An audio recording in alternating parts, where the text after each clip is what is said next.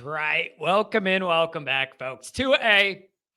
Gerard Parker deserves something that I don't know that he's going to be able to get as he begins his journey as offensive coordinator. Edition of the Always Irish Show. As always, you can find the program on YouTube. Do it. Subscribe if you haven't yet. I appreciate it very much. Give the video a thumbs up. That helps as well. Notifications on. You know why. That way you'll be alerted every time a new episode drops. You don't want to miss it. Twitter. Nightmare. Twitter's a nightmare. In the Notre Dame sphere right now, Twitter is a nightmare. Okay. But you can find me there anyways at Always Irish or at Always Irish Inc. Audio only anywhere you want. You can give me call-in line 312-900-8815. Tell Johnny all you've heard and seen, even if it ain't pretty. Fighting Irish Wire. Make it a part of your Notre Dame media routine, folks. Every day. Every day. So, here we are. We find ourselves in a spot where Notre Dame has hired internally the tight end coach, Parker, for the OC job, and the Wisconsin quarterback coach, Gino Googie something. Gino, we'll call him. Googie something with the G sound. Good recruiter. Good quarterback developer, has a good reputation, been around a long time. That's important to me. It would be on neutral terms. No doubt looked at as a great hire. It's getting totally overlooked as a minor detail because of all the bigger picture fires that are going on surrounding the program. So he's a good guy to bring in to support Parker. There's no doubt about that. It's just not going to get the shine it should get. So what are our thoughts on this now that there's an official hire? First thought is good for him. Good for him. It's a promotion. It's a big opportunity. Good job. Second thought is this is going to be tough. This is going to be really tough for Parker. All right. There's a dark cloud following him and his name all around, all over now because of what happened with Ludwig, and none of it's his fault at all. But he's that guy in that role, and it's all connected emotionally to the same thing. That's how I feel. And it's conflicting. This guy deserves a clean slate, a clean playing field, all encouragement, positivity, how good it could be. But the negativity is so high surrounding all this, and it's not the guy's fault at all. So there will be an extra microscope placed on Parker for every play, every drive, every game, and it has nothing to do with him. He's done nothing wrong, but he's going to get increased scrutiny, and you can bet on it. You could bet on it. Now, maybe none of this affects him at all, and he thrives under that pressure, and it rolls right off his back and whatever, and we keep it moving. Beautiful. Beautiful. And I'm sure, as frustrated as we are now, when we get 6 months down the road and we get into the first game, we're all going to be excited to see Notre Dame play again. And as frustrated as everybody is and has been and will be, the support will be behind him to start next year. Because even if he wasn't the number one choice or the number two choice or whatever, he's the guy that got the job. So there's going to be support there to want to see it go good when we open up the year.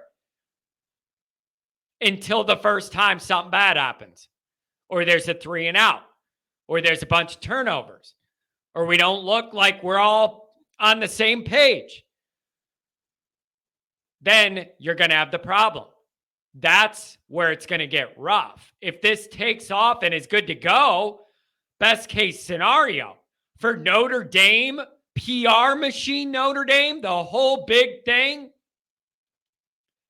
The easiest way out of this nightmare is if the offense is good next year. And I got news for you. Jack and everybody else at the Ivory Tower might luck out.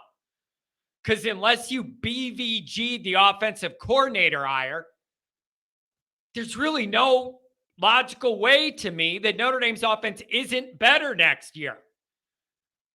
Just off the quarterback alone, I would say that. Forget everything else. Just that one guy. So I think the odds are pretty good. The offense is going to look decent next year.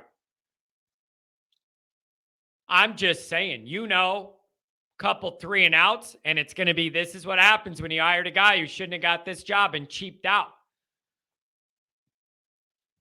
Like, I know people are saying, get over it, move on, whatever. Yeah, I'm going to. And I'm telling you how this is going to go, though.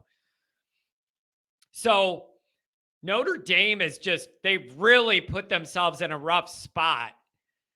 But Parker deserves total support and encouragement and positive vibes, positive feelings. He deserves all of that like any guy starting a new job fresh. It's very, very hard for people to put that into action with all this backstory and the resentment so many people have. It's like you love Notre Dame and you're mad at him and hate him at the same time. Like you love him. That's why this hurts, is because you love him. So it's just like you love him and hate him. You're going to want to see this guy succeed. And also in the back of your mind, if it doesn't, or it doesn't look great, this is just going to keep getting dug back up. Notre Dame really stepped in this one. They did. Parker deserves full, clean slate support. I just don't know if it's possible. Maybe if we look good all year and there's not one game where we just can't do anything, maybe that's enough to make this go away for most people. But I've been saying, even if Parker averages 50 points a game all through next year, this does not erase what happened. I'm still going to have a problem with it. I'm still going to bank it in my mind that this was not a smooth process. Notre Dame messed it up and they're not navigating things as well as I need them to. If this all works out, Notre Dame deserves no credit. Are you out of your mind? If this works out and Parker's really good, Notre Dame's lucky. That does not mean they were right. It means they got lucky and it saved them from further scrutiny. But, I mean, that's a way they can weasel out of this and end up looking okay, is if this guy does great. So, and, along a similar vein, the same goes for Freeman if he made no mistakes here. If Freeman chose on his own to bring this guy to the hockey game before they talked about numbers or something, then that's a Freeman mistake. You don't go on that public date without knowing the media storm it's going to brew. But if Freeman had no fault in this, then the same goes for him. He deserves a clean slate. I just feel bad for everything going on around him. He's working his ass off every single day. Freeman's not the problem here. Freeman is trying his hardest. Freeman is giving the effort I've begged a Notre Dame coach to put in for the last 25 years. He's putting in that effort. We just want to know he's being supported as much as possible. So now you think there's always heat on Notre Dame. You think there's always extra media pressure on Notre Dame. You think they're always under that national microscope. Imagine the pressure now on the administration, on Jack, on Marcus, on Parker, everybody. Next year better be really a strong year on the field. Next year really needs to be strong on the field. That is the only way I see Notre Dame weaseling and wiggling out of this without things really spiraling out of control. like on Freeman, just spiraling away, like one domino leads to the other negative domino, and they all link together and you start spiraling. That's the biggest fear here. But the pressure's on now. There's always that level of Notre Dame pressure. It's ramped up now. And it's mostly ramped up now by our own people.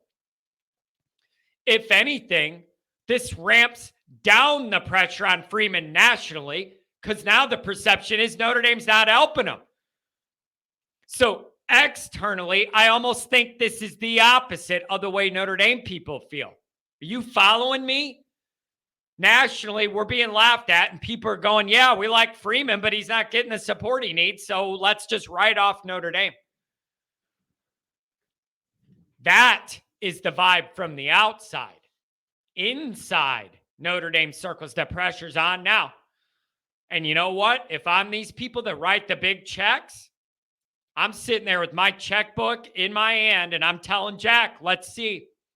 Let's see what we put on the field, and I'll decide this check number, buddy.